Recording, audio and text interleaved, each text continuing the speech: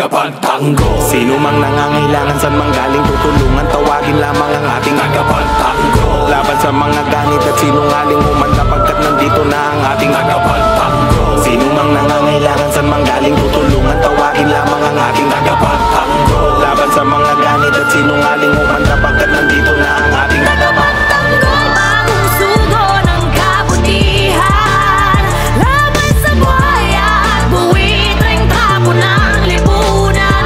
Gising na bayan ko, imulat ang mata mo.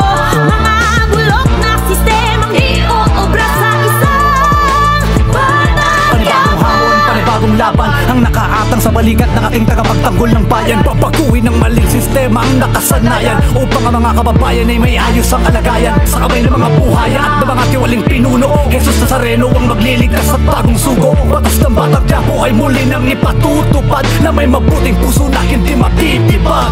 Kaya hanggang ngayon damang-dama pa rin ang gutom ng mamamayang nagmamakaawa sa konting tulong. Ngunit di madinig-dinig, parang mga walang tenga. Ngunit ang lakas makatunog kapag usapang pera. Mga politikong kurakot, naubod ng buraot. Mga magagaling lang pag bumabigat humakot. Pag may sakuna na di mo alam kung saan lupalop, hahanapin at hahagilapin tong mga hayop. Ngunit anumang hirap sa atin na nangyayari, ay merong